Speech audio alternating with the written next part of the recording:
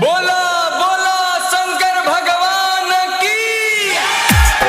बोला बोला वाले बानी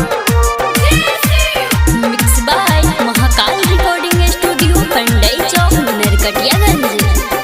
बोला बोला वाले बानी सैया जाइबो देवघर नगरिया बोला बोलवले बानी हो। सैया जाइबो देवघर नगरिया बोला बोलवले बानी हो।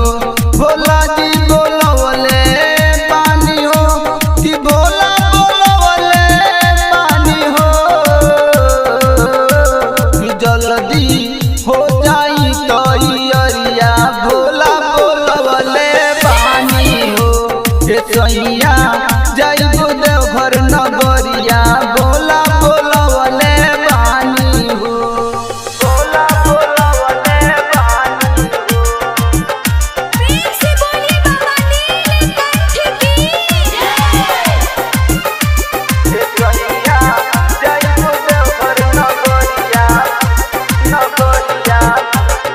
बोला बोला वाले बानी तो होला जाए में बड़ा परेशानी ये सोइया हमहू सुन ले बानी।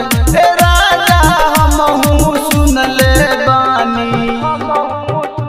तो होला जाए में बड़ा परेशानी ये सोइया हमहू सुन ले बानी। ए राजा हमहू सुन ले बानी। तो चलल जाई दुनु परनिया भोला बोलवले बानी हो। सैया जाइबो देवघर नगरिया बाबा बोलवले बानी हो।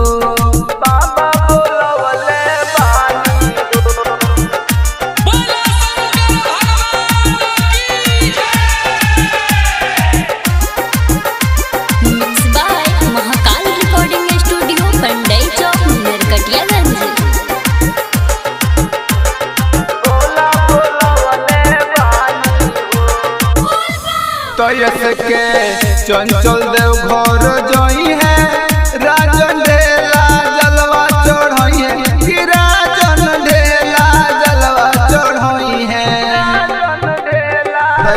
के चंचल देव